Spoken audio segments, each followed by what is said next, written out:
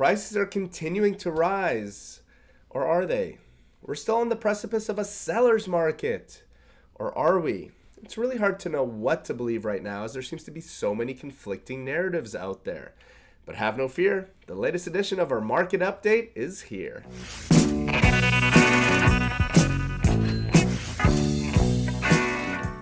Hello friends and welcome to the May 2024 edition of our Greater Vancouver Market Update, your one-stop shop for the real goods, honest, unbiased, unspun analysis of the ever-changing real estate market here in the Lower Mainland.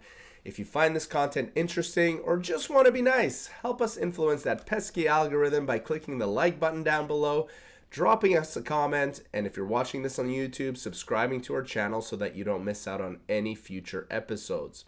All right, let's get right into the stats portion of our update by taking a look at our sales figures for the month of April, which registered at 2,831 transactions. A decent jump over the previous month by a margin of just over 17%. Now, having said that, sales always rise at this time of the year, so it's less a reflection of rising market exuberance and more of a reflection of seasonality, in my opinion. When we look at it from a historical perspective, last month's sales volume was still 12.2% below the 10-year average for the month. Not terrible, but still in the double digits. Next, let's take a look at the total listings we had for last month, and this is where eyebrows are being raised. Inventory levels have now crested the 12,000 mark, with a total of 12,491 properties being listed on the MLS last month. This is the highest level since April of 2020. Anyone recall what we were doing in April of 2020? That's right, we were Febrezing our vegetables and washing our mail. Comparing anything to what it was like in April of 2020 is probably not something we want to be bragging about. But new listings have been flooding the market. In fact, new listings in April were 25.8% above what we were accustomed to seeing for the month. So just to recap, sales are 12% below the 10-year average, while new listings are nearly 26% above the 10-year average, creating a 38% spread between those two stats. So no wonder there's a general perception out there that things are really sluggish. But with the month-over-month increase in sales almost mirroring the increase in listings, our months of inventory remains basically unchanged at 4.4 MOI. If you recall, 4 to 6 months of inventory is generally considered a balanced market, one in which there isn't a lot of upward pressure in prices. But clearly, these aren't general times, as the board's home price index continues to report rising prices, now sitting at 1.21 million, which works out to be another 0.8% increase from the previous month. This has now been a nice 3-month run of rising prices at a pretty aggressive pace, might I add. But does it all pass the smell test? Are prices really going up despite inventory levels sitting at the highest point since the world shut down? Despite the fact that we are sitting above 4 months of inventory?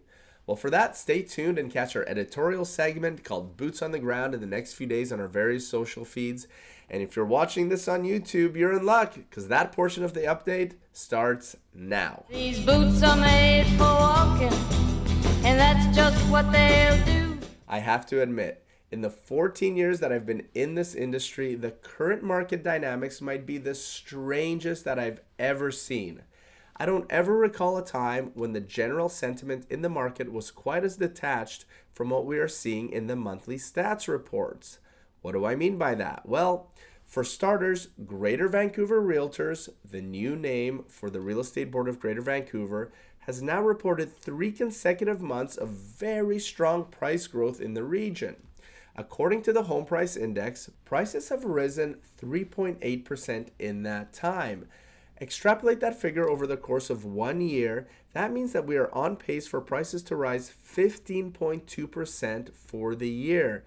Yet we are not in a seller's market. Prices should not be rising at that type of rate. And if you talk to most agents out there, they're not. We see price reductions filling our inboxes every day, and the only product that appears to be selling are the listings that are priced below what recent comps sold for. We know that the home price index is a lagging indicator of what is actually happening with prices, but Witnessing a market that is sputtering and asking our sellers to lower their price expectations, all while being told that prices are rising more than 1% per month, is mental gymnastics at its finest. So, why does it feel like the market is sputtering? Part of it is seasonal expectations. Let's face it, we've gotten very accustomed to real estate selling relatively quickly here in the Lower Mainland, especially in the springtime. We're very used to hearing that there isn't enough supply. So when inventory levels hit nearly 12,500 units in Greater Vancouver in April with only 2,800 sales, it leaves a lot of agents with listings out there feeling that things are simply not selling. Many sellers simply assume that they can put a sign out in their yard and there will be a sold sticker on it in a week or two. But another way to look at 4.4 months of inventory, which is where we are right now, is that only 1 in every 4.4 homes is actually selling each month. So the vast majority of listings are simply sitting on the market. But on top of that, there are also other strange dynamics at work. I spoke with one agent last week who told me that she has 13 active listings right now and getting very few calls on any of them. While in the same conversation, she told me that she was just in a multiple offer situation with one of her buyer clients on a property that she did not feel was necessarily underpriced, but she ended up competing with 12 other offers.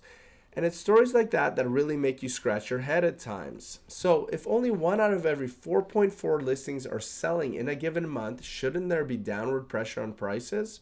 Well, perhaps, but then you have to look at some of the other factors at play, which brings us to one of the biggest hot button issues right now, which is immigration. For all those market bears out there who are predicting a drastic correction in prices being on the horizon, it's hard to imagine how that can come to pass when we continue to flood the population with new arrivals, thus inflating demand. In the first 4 months of 2024, Canada's population grew 47% faster than it did in the same period of 2023.